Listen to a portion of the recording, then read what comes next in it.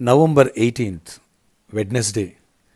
Good morning పరలోకనేస సంఘ బిడ్డలకు, ఆత్మీయులకు, ఈ ప్రార్థనలో ఏకీభవిస్తున్నటువంటి అభిమానులకు, దైవ సేవకులకు, ప్రతి ఒక్కరికి నా హృదయపూర్వక వందనాలు. ఎలా ఉన్నారు బిడ్డలు? బాగున్నారా?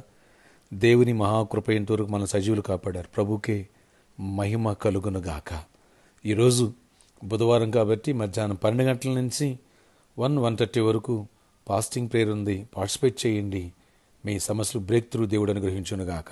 ఆమేన్. ఈరోజు యెషయా గ్రంథము 60వ అధ్యాయము 20వ వచనం నుంచి చదువుతున్నాను.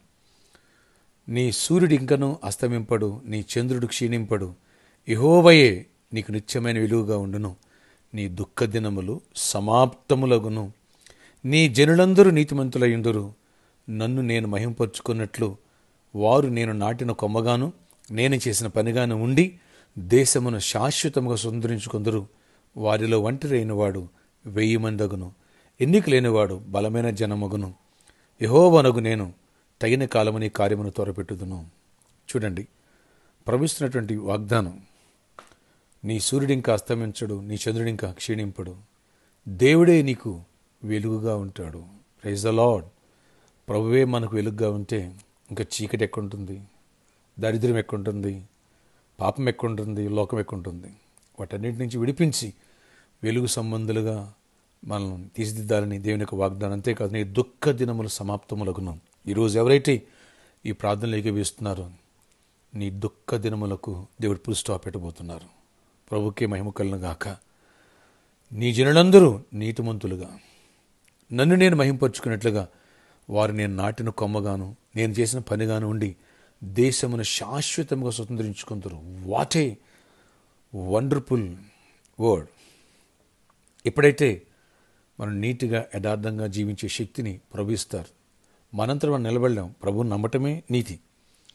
ఆ నీతిగా జీవించేటువంటి ఆ దేవుని యొక్క ఆత్మ మనందరిపైకి బలముగా దిగొచ్చునుగాక. అప్పుడు మనం ఆయన నాటిన కొమ్మగా ఉండి చేసిన పనిగా ఉండి ప్రభు ఇచ్చినటువంటి వాగ్దాన దేశమును స్వతంత్రించుకుంటాం. అంటే ప్రతి ఒక్కరికి దేవుడు వాగ్దానములు అనుగ్రహించడమే కాకుండా ఓన్ హౌసెస్ ఇచ్చునుగాక, ప్రాపర్టీస్ అనుగ్రహించునుగాక, ఆధ్యాత్మిక బలపరుస్తూ.